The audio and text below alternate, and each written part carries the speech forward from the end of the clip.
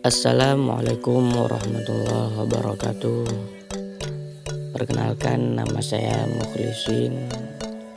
Saya mahasiswa YN Langsa, Prodi Komunikasi Penyiaran dan Islam, dan sekarang tengah melakukan kuliah pengabdian masyarakat di salah satu desa Gampung Matang Panjang, Kecamatan Langsa Timur, Kota Langsa.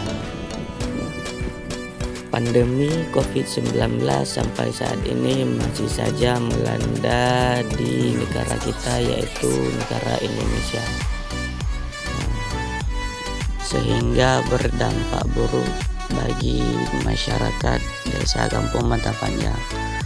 Seperti kegiatan biasa yang mereka lakukan dibatasi oleh dengan adanya masa pandemi ini.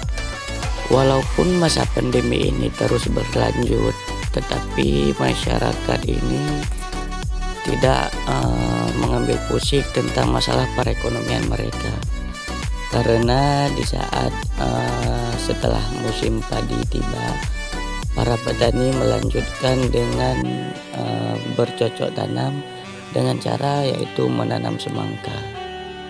Hampir seluruh warga masyarakat Gampung Matang Panjang melakukan bercocok tanam menanam semangka, sehingga mereka ada aktivitas lain di masa pandemi ini. Bahkan hampir seluruh sawah di daerah Gampung Matang Panjang ini ditumbuhi dengan berwarna hijau dengan menanam semangka. Ternyata masyarakat di sini lebih condong untuk menanam semangka ketimbang menanam pertanian lainnya seperti tomat, jagung, cabai, dan lain sebagainya.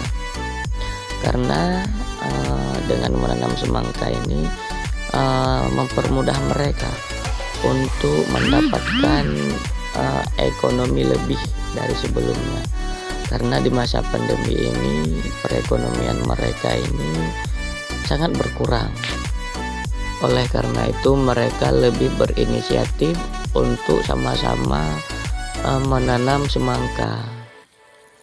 Semangka adalah tanaman yang sangat digemari oleh masyarakat Gampung Matang Panjang, sehingga setiap tahun mereka setelah memanen padi langsung mereka tanam yaitu buah semangka, karena bagi mereka itu sangat mudah dan sangat paham tentang bagaimana cara budidaya menanam semangka. Menanam semangka ini membutuhkan waktu sekitar 2 bulan. 2 bulan paling rendah itu, paling cepat 56 hari sudah mulai panen, dan mereka sangat memuaskan dengan hasil panen, sehingga dapat meminimalisir perekonomian mereka ini. Ada beberapa proses dalam menanam semangka ini, dan ada kemudahan untuk menanam semangka, seperti yang saya lakukan wawancara pada seseorang petani di daerah Gampung Matang Panjang ini. Assalamualaikum Pak, ini saya dari mahasiswa KPM Pengabdian Masyarakat di Gampung Matang Panjang, ingin melakukan wawancara kepada petani yang ada di masyarakat Gampung Matang Panjang. Ini kegiatan apa nih Pak? Cabut rumput. Ngapain Pak kok dicabut rumput? Bersihkan biar nggak kena jamur. Biar nggak kena jamur.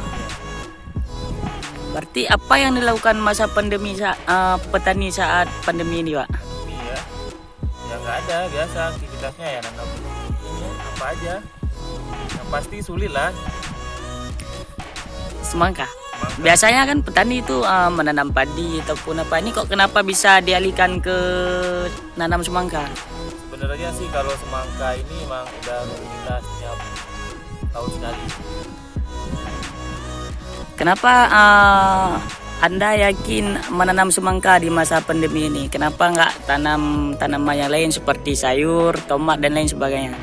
Yang pertama prosesnya cepat, butuh 60 hari atau 50 hari udah siap panen.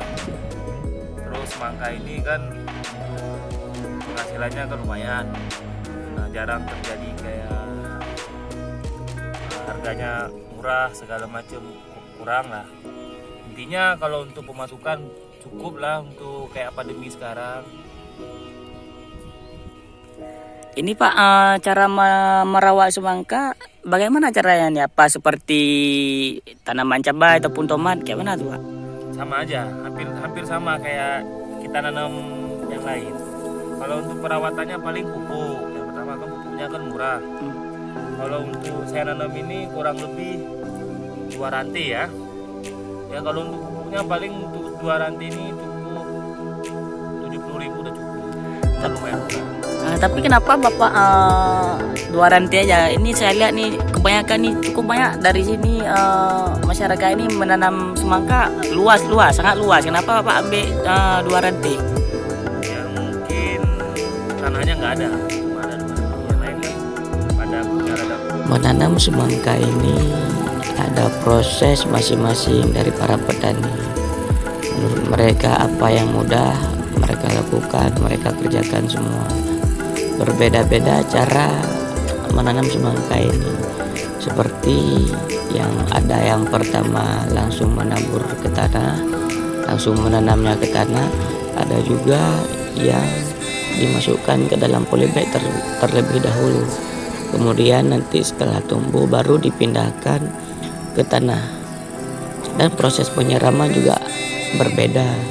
Ada yang menyiram dengan menggunakan alat yaitu mesin, dan ada juga yang menggunakan sumur. Terlebih dahulu mereka mengambil air dalam sumur, kemudian dimasukkan ke dalam gembor. Gembor itu adalah alat untuk menyiram. Dan menurut saya lebih mudah dengan menggunakan mesin sih.